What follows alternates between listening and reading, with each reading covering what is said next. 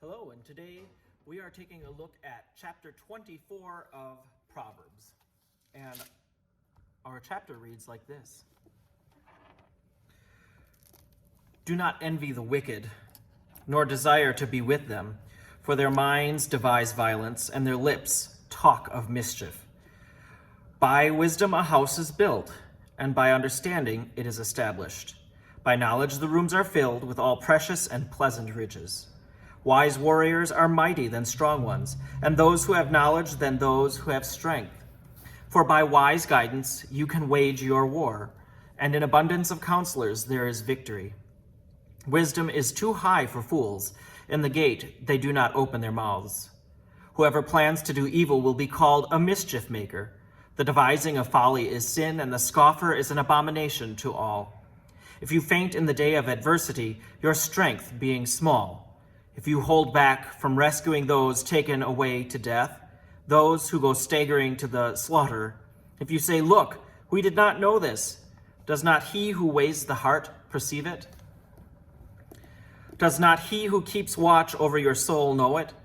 And will he not repay all according their deeds? My children, eat honey, for it is good, and the drippings of the honeycomb are sweet to your taste.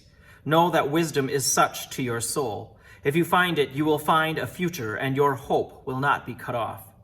Do not lie in wait like an outlaw against the home of the righteous. Do no violence to the place where the righteous live. For though they fall 7 times, they will rise again. But the wicked are overthrown by calamity. Do not rejoice when your enemies fall, and do not let your heart be glad when they stumble. Or else the Lord will see it and be displeased, and turn away his anger from them. Do not fret because of evildoers. Do not envy the wicked, for the evil will have no future. The lamp of the wicked will go out. My child, fear the Lord and the king, and do not disobey either of them. For disaster comes from them suddenly, and who knows the ruin that both can bring? These are the sayings of the wise. Partiality in judging is not good. Whoever says to the wicked, "You are innocent," will be cursed by peoples, abhorred by nations. But those who rebuke the wicked will have delight, and a good blessing will come upon them. One who gives an honest answer will kiss on the lips. Prepare your work outside, get everything ready for you in the field, and after that, build your house. Do not be a witness against your neighbor without cause, and do not deceive with your lips. Do not say, "I will do to others as they have done to me. I will pay them back for what they have done." I passed by the field of one who was lazy, by the vineyard of a stupid person, and see, it was all overgrown with thorns. The ground was covered with nettles, and its stone wall was broken down. Then I saw and considered it. I looked and received instruction. A little sleep, a little slumber, a little folding of the hands to rest. And poverty will come upon you like a robber, and want like an armed warrior. Today's chapter is filled with interesting little sayings and tidbits and guidance. But today I want to take a look at specifically verses 30 through 34, the last part of today's chapter. And they read as this: I passed by the field of one who is lazy, by the vineyard of a stupid person. And see, it was all overgrown with thorns. The ground was covered with nettles, and its stone wall was broken down. Then I saw and considered it, and I looked and received instruction. A little sleep, a little slumber, a little folding of the hands to rest. And poverty will come upon you like a robber, and want like an armed warrior. So as we wind down our last few chapters of Proverbs, we are reminded again of the 3 things that we are to avoid, this being the last of those 3. Recall this started way back in chapter 6. We had the first of those, which was suretyship, which is you take on debts of another person, and that can be dangerous because that person could just keep accumulating debt, and because you've taken on that person's debt, you now have to pay all of that debt back. So one was suretyship. The second one was sowing discord. We saw that throughout all of the chapters. about spreading rumors, telling lies, bearing false witness against other people. So speaking falsely of other people, defaming them, being mean to other people. So sowing discord among your family and your friends and your community. That's number 2. And today we have a better look at the third thing to avoid, and that is laziness. What happens if we are lazy and we don't do the things that we should? These are the 3 red lights, or the 3 danger signals that the Bible tells us, or Proverbs more specifically tells us, brings danger and pain into our lives, but also into the community, not only just ourselves. It's so much easier, right, to stay in bed in the mornings or after we take a nap, especially when it's cold and rainy like it has been. It's so much easier just to stay in bed and not want to get out and just not worry about it, right? It's just so much warmer and more snuggly in there. Sometimes you may have a dog or your cats or whatever it may be and just holding you tight and you don't want to get out. The problem is, this verse is saying, is that if we become lazy and we don't get up and do the things we should, other things are going to build up. The laundry is going to pile up. The dishes are going to pile up. We could lose our job.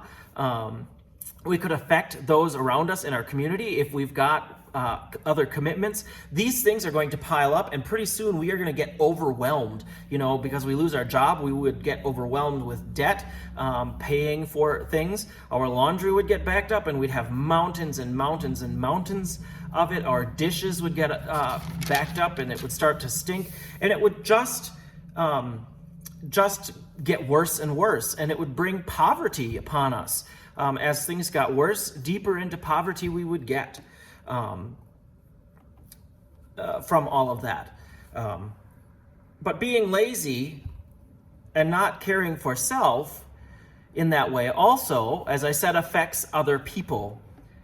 And let's take a look at it a different way. Let's relate it to today. So we are in the midst of a pandemic, and we have things that we know can help slow the spread and stop the spread. Those being physical distancing, masks, and avoiding large groups, avoiding those outside of the home, and staying in our small cluster, our small group of people. Most importantly, again, is that wearing the masks and the physical distancing and avoiding those large groups. We know that can stop and slow the spread during this pandemic. But if we go and we start to go out and go different places, eating at restaurants and going to bars and going shopping all the time more than what we would normally need to, and we ignore that wearing of the mask and ignore the idea of keeping physical distance and ignore the avoidance of large groups, we're going to start spreading. So if I were to become infected, I could go and we could start spreading it to other people. And eventually we could infect people that are working who could in turn infect other people that are working. And eventually that business could have to close because they've got too many employees that have become infected. And so not only now is it affecting us because we can't work and we won't, as individuals, won't be able to go out and do these things, but now we've affected so many other people, and it just snowballs. And so it is with laziness. If we don't go to work, we do something, offer a product, we offer a service to other people. If we aren't there at work, those people on the opposite end can't get that which we produce for them. And so because of that, they won't have what they need to possibly do their job or to live. And then they won't be able to do what they need to do, which could infect other people or affect other people. And do you see how it just snowballs, whether it be with the pandemic, where it starts with one and goes out, or just with not doing what we need to do? The walls will fall down, as it says in the Bible, in our verse today. The stone fence around what we have, we don't take care of it, it's going to start to crumble and it's going to disintegrate around us. And then poverty creeps in, and it can all just snowball and get worse and worse and worse if we don't take those precautions, follow those things that we know will keep us safe and will keep us healthy and will keep us living a good life and give us that wisdom. And so good to think about this, to avoid that idea of laziness. Don't become complacent. Always stay alert, always be on guard, and be ready to help yourself, because it ultimately helps your neighbor and those around us. And so we have 2 questions. The first, what are some things that you could be doing safely during this COVID tide to help others? And the second one, where can you find the energy that you need so that you don't become lazy in your faith, so that you don't let your guard down and let things accumulate and build up? How do you get that energy day to day?